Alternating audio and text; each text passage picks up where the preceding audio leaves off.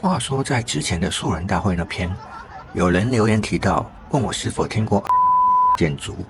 說那是個類似 D 叉東勢素人大會的地方。聽過後我留了個印象，但網絡上能查到的資訊甚少。Google 地圖的評論大多是說這地方很不錯，但內容就留給各位自己到場體驗。所以裡面的情形就像一個謎團。這次我請我朋友到場體驗，他歷經了千辛萬苦，踏入了這個神秘的地方。待了一晚之後，他說他真心覺得這是一個好地方，值得留下5星好評。剩下的細節就留給各位自己入場體會了。開玩笑的，身為成人劇場的話癆頻道，不把細節講清楚，我會替我朋友全身發癢，因此我就來代替他說一下入場的事項跟細節。先說這場所在大阪一個很難度過的坡附近，但還是有一小段距離，慢慢走大概要10幾20分鐘，沿途也大多是辦公室或住宅，不算很熱鬧的地方。依着地圖來到這個巷弄，沒有明顯的招牌或指引，只有一個通往地下室的走道，閃亮着霓虹的燈光。說來慚愧，我朋友第一次到時竟然在外面猶豫了1個多小時，但是卻不敢踏進去，最後摸摸瓶子走掉了。畢竟他只是一個帶着不多旅費的孤獨旅人，要是有什麼隱藏的花費項目，還是被刺激到打腫臉充胖子，他這個窮苦中年就要回家吃土了。當天沒膽跨進去，但又輾轉想着下次到關西不知是何年何月，他真的要錯過嗎？隔了2天，他做好了心理建設，也趁着這是個週六，客人應該會很多，會比較好脫身的情況下，他又重新站到了這個地下室前。先說之所以稱之為建築，因為這是一整棟樓房，從 B1 到5樓，總共是6個樓層。而這裡也是有網站的，但這個網站只是公告每一天會開放的是哪些樓層。基本上地下室幾乎是每天有開，樓上則是要以網站的公告為主。當班表看來看去，好像也只有 B1 跟3、4、5樓有營業。我一開始很好奇，是說我朋友一開始很好奇，每一層不同的場地是否具有不同的表演或服務模式，但後來查日文的資料，似乎每一層都是類似的。我猜想這有點像是金山鴨肉，如果客人夠多，就輸送到其他的店面營業，但基本服務的內容應該是如出一轍的。不過我朋友也沒有去過其他層，這部分歡迎有經驗的網友提供資訊。總之週六到了現場，我朋友終於鼓起勇氣，看着通往地下1樓那閃亮而曖昧的招牌走了下去。下去一過轉角，一扇門先擋在眼前。這時他還在考慮要不要轉身跑掉，但想門口應該有監視器，他跑掉的情況會被錄到，那就真的太糗了。於是他只能將那扇門推開。這時門內一位黑服熱情地招呼着他。黑服可能看出他是外國人，問他是不是第一次來。我朋友表明了是第一次來之後，黑服就拿起一塊大板子，上面寫着入場的票價是17000元，但如果在開場的頭1個小時，也就是6點到7點之間入場，就可以折價3000。這部分就跟網路人家的說法相同，店家沒有因為他是生客而糊弄他。如果是平日來的話，似乎提早入場的優惠還會更多一點。他跟旁邊的櫃檯小姐付過門票費之後，一位可愛年輕的長髮小姐姐出現在門口迎接。先說一下小姐姐的穿着好了，基本上就是2條帶子，姣好的身材一覽無遺。因為放圖太容易黃標，各位可以去搜尋一下電影《巴勒特》，穿的就是那種泳裝。當天的小姐姐們都是穿這樣的，只是帶子稍微寬一點，遮住了3點，但背後只有1條線。光是看場裡的小姐姐這樣走來走去，就是一個滿堂春色的大場面。說回來，帶位的小姐姐一照面就親切地招呼着她，主動地牽起了她的小手手，就像牽一個幼稚園的小朋友一樣緊緊不放，一路把她帶到了位置上。坐定後，小姐姐再跟她特別招呼了一次。這裡就要說到這邊小姐姐一致的打招呼方式，就是先跟你搖手致意之後，再把你的頭壓進她的胸口，用她的酥胸貼服着你的臉孔。這個人家是叫做洗面乳嗎？招呼完小姐姐，先問她想喝些什麼。桌上有一張飲料單，用英日文名列了種類和消費方式。基本的飲料是含在入場費裡的。第一杯可以點酒精飲料，第二杯如果要再加點酒類就要再付錢。但如果是喝無酒精飲料，像是茶、可樂還是咖啡的話，就可以無限續杯。而且在續杯方面非常的殷勤，不管是小姐姐或是工作人員，只要看到你的飲料剩的差不多了，就會來詢問你要再喝些什麼。像我朋友第一杯點啤酒，第二杯點了可樂，第三杯點了冰美式，第四杯點了烏龍茶。後來他覺得自己已經跑了3、4次廁所，再喝下去半夜就要爬起來尿尿了。所以工作人員要在替他續杯的時候，他就先回絕。結果過了10幾分鐘，工作人員一聲不吭的拿着一杯滿的烏龍茶來替換掉他的空杯子，好像看不下去有人的杯子是空的一樣，真的是太貼心了。我朋友入場時人還坐的不多，小姐姐就待在他的身邊閒聊。這裡雖然嚴禁拍照攝影，但拿手機出來翻譯是 OK 的。我朋友就問小姐姐幾歲，她說24，然後她是大阪這裡的人，然後他再問她這裡有多少女生，小姐姐說可能有40多位，然後她自己一周會來上2天班。後來我朋友問她是不是要先買券，因為我聽說這裡的服務都是要用券來兌換的。小姐姐說都可以，所以我朋友就先拿1萬日幣請她買，隨後他就拿來一串10張的點數券，這個券1張等同於1000日幣，但是現場的消費還是可以用現金，不是非用券不可，只是一般人千元大鈔有限，換成券會比較方便。後來也有換其他的小姐姐來跟他閒聊，同樣都是先讓你貼一下他的胸脯作為招呼，然後很親切的噓寒問暖，這個打招呼的動作好香啊。大約是7點的時候，一群小姐姐站上舞台，一字排開，由主持人一個個唱名介紹。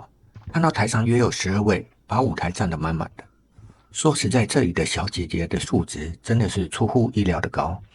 幾乎大多數都可以換套衣服，就直接丟到63 Angel 的場子裡的。尤其是她們穿的這款吊帶泳衣，簡直就是身材的照妖鏡，腰內肉只要多100克都會被看出來。但幾乎每一個人都是濃纖合度，身材曼妙，顏值也幾乎都是美女等級，每個單獨放到街上都會是人群中的亮點。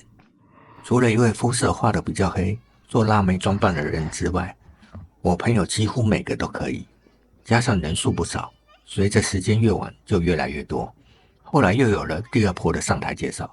我朋友粗算了一下，最多的時候同時在場內有25位以上，加上有非常多的類型。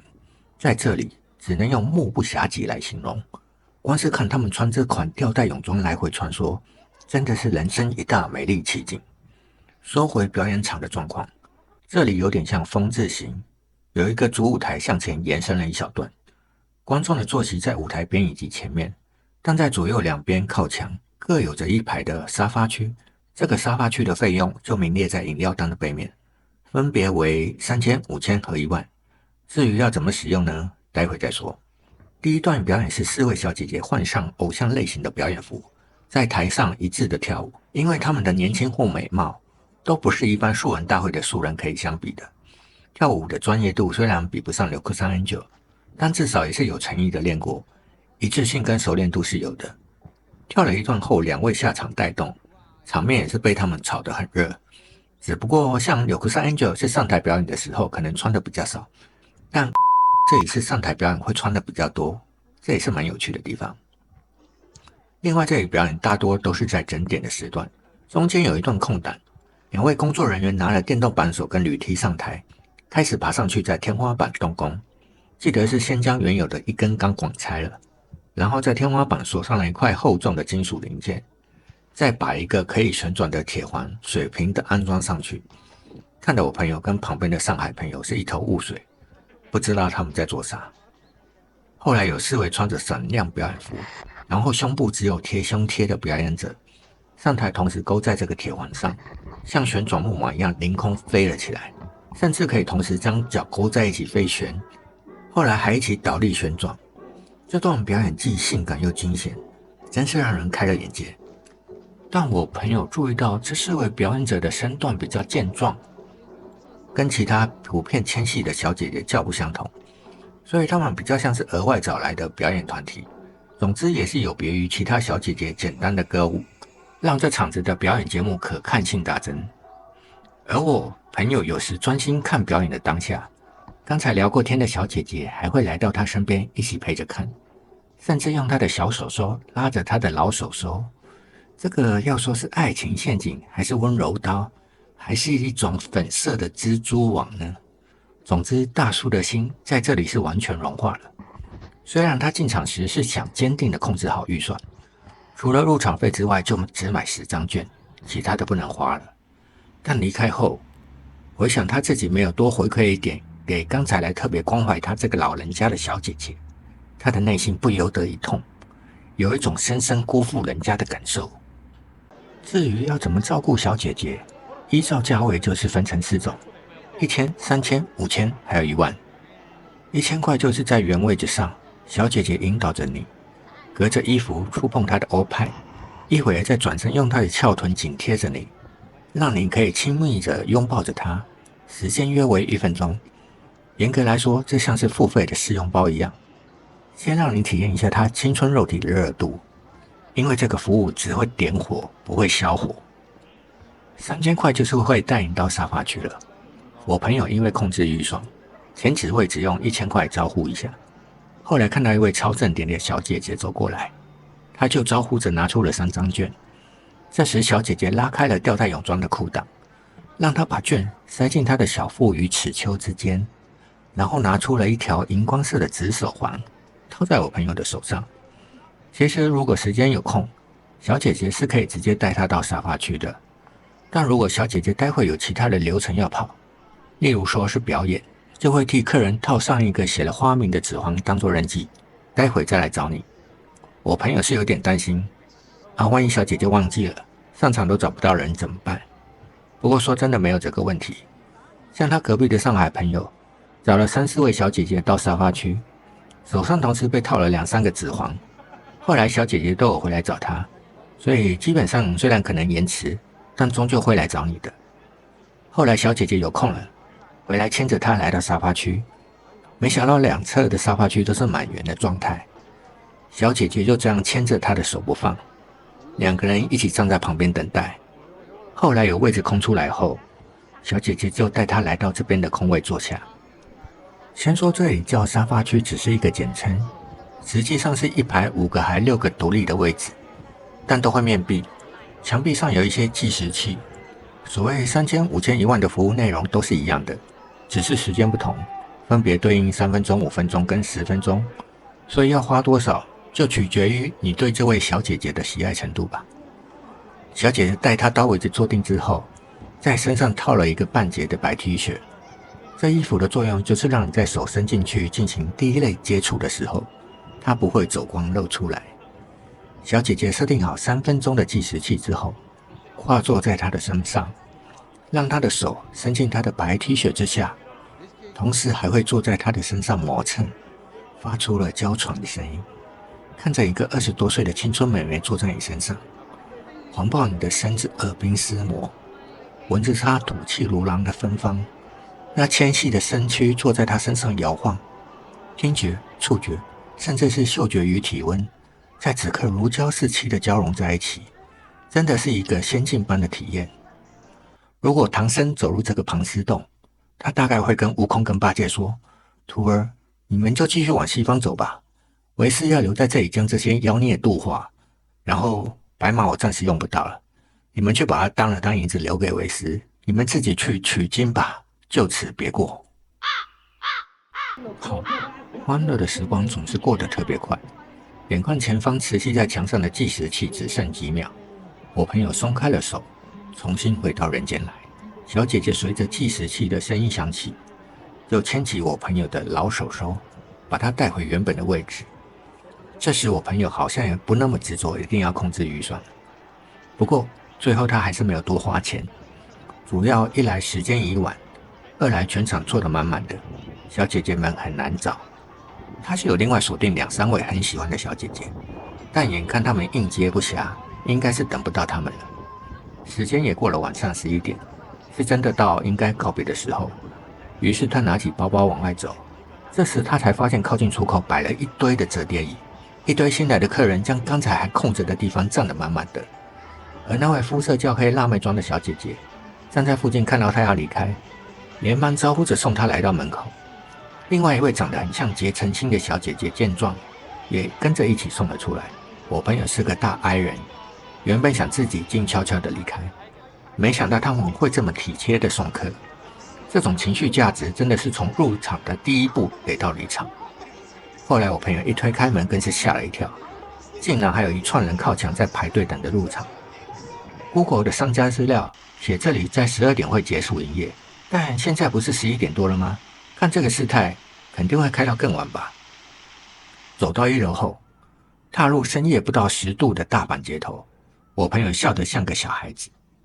入場時的疑慮，現在回想起來煙消雲散。當晚他回到旅館，也捨不得洗澡了，因為他的衣服上還留着一位位小姐姐從胸口貼來的脂粉香。這裡真的是最頂級的素人大會，有着各類型的美人，說他們是暗黑版的柳克薩 Angel 一點也不為過。雖然跟京都或東京的素人大會相比，費用是貴上一截，尺度也是最小的，不能明看，第3點也不能亂摸，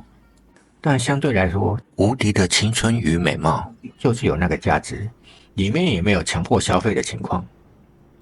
我朋友也許不敢去士林夜市切水果，也不敢去墾丁夾滷味，但他一定敢再回來這個。這裡每一項費用都是明列在單子上的，除了入場費是必須的之外，其他的項目都是看個人。但他還是推薦至少要買個10張券，不然就會像你去東京迪士尼或大阪環球影城，買了貴貴的入場券去裡面逛一整天，但一項遊樂設施都不玩，那就會有點乾了。